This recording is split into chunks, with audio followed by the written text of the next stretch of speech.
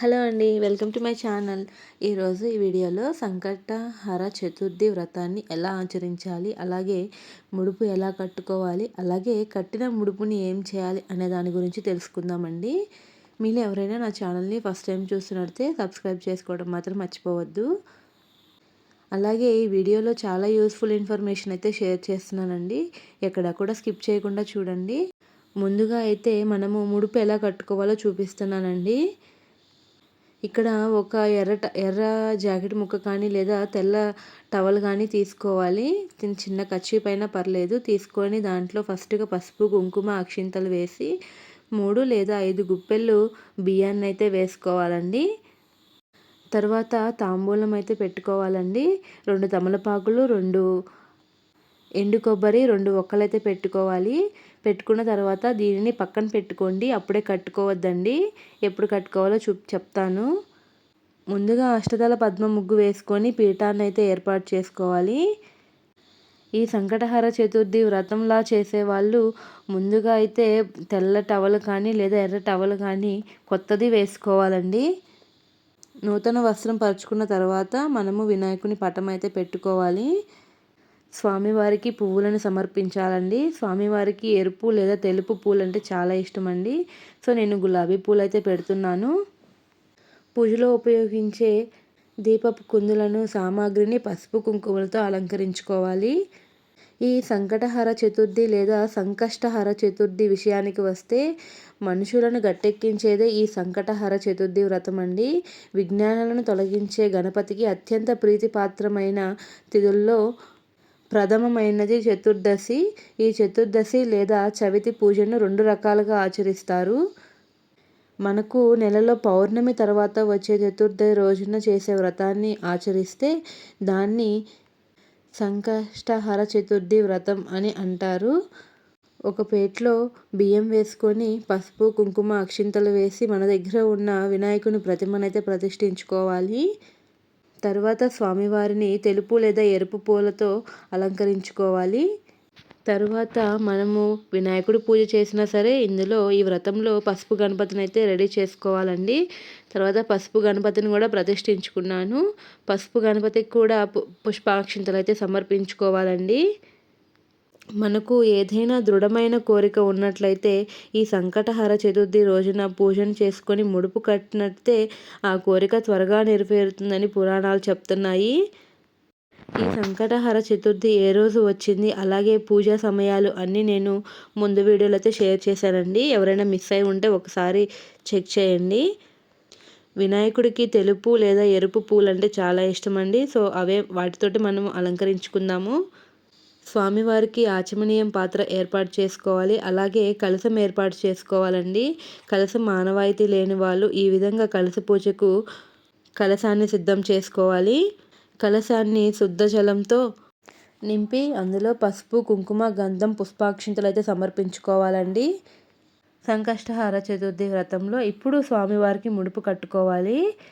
ఎందుకంటే మనము స్వామికి సంకల్పం చెప్పుకున్న తర్వాత ఈ ముడుపు కట్టుకోవాలండి. ఈ ముడుపు కట్టుకునేటప్పుడు మన కోరికలు ఏమైనా ఉంటే అవి స్వామివారికి చెప్పుకుంటూ ఉండాలి. ముడుపుకి కూడా పసుపు, కుంకుమతో బొట్లు పెట్టుకోవాలి. అలాగే పుష్పాక్షింతలు అయితే సమర్పించుకోవాలి. ఇలా భక్తి శ్రద్ధలతో స్వామివారికి ముడుపు కట్టిన తర్వాత మనం కోరిన కోరిక న్యాయబద్ధమైనది తప్పకుండా నెరవేరుతుందండి. దీపారాధన చేసిన తరువాత స్వామివారికి ఆచమనీయం చేసి ముందుగా తయారు చేసుకున్న ముడుపును స్వామివారి ముందు ఉంచి మన కోరికను స్వామివారికి తెలపాలి. అలాగే స్వామివారి స్వరూపం అయిన ముడుపుకు ధూపం సమర్పించాలి. తర్వాత ఈ సంకటహర చతుర్థి నాడు ఎవరి స్తోమతను బట్టి వాళ్ళు గరిక పూజ, గణపతి హోమంను కూడా చేసుకోవచ్చు. ఇలా ముడుపుకి ధూపాన్ని సమర్పించి తరువాత పసుపు గణపతికి షోడశోపచార పూజను సమర్పించుకోవాలి. అలాగే స్వామివారికి తప్పకుండా గరికను కూడా సమర్పించుకోవాలి. షోడశోపచార పూజ అయిపోయిన తర్వాత స్వామివారికి అష్టోత్తరం చదువుకోవాలి. ఈ అష్టోత్తరం చదువుకున్నంతసేపు మనము గరికనైనా సమర్పించవచ్చు. గరిక దొరకని వాళ్ళు అక్షింతలైనా సమర్పించవచ్చు అండి, లేదా పువ్వులైనా సమర్పించవచ్చు. అలాగే స్వామివారికి నైవేద్యంగా బెల్లం సమర్పించుకోవచ్చు.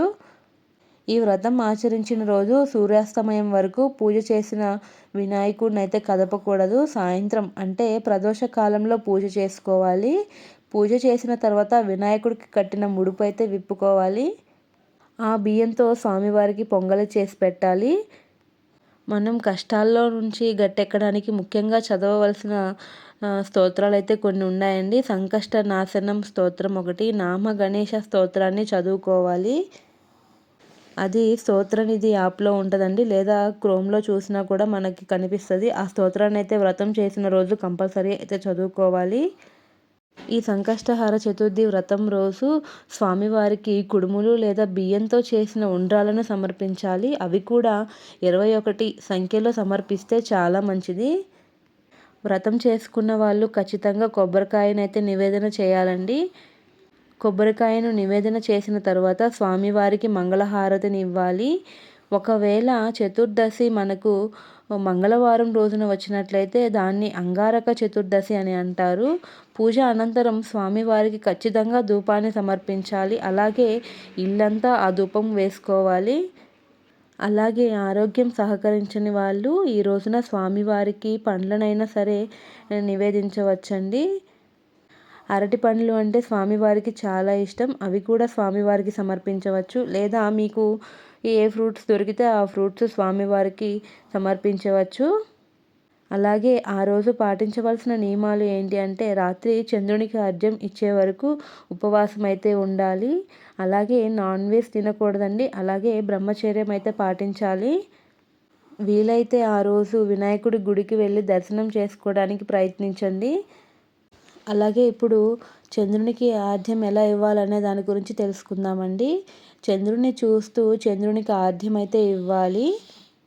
ఒక్కొక్కసారి వర్షాల వల్ల కొన్ని ఏరియాల్లో చంద్రుడు రాకపోతే మనము ఫోన్లో కూడా చంద్రుడి రూపాన్ని పెట్టుకొని మనము ఈ ఆర్ఘ్యం అయితే కంపల్సరీ చేయాలండి.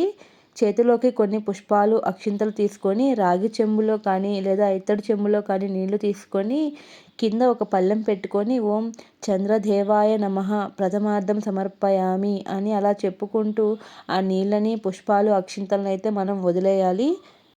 ఇలా 3 సార్లు చంద్రునికి ఆర్ఘ్యం ఇవ్వాలండి.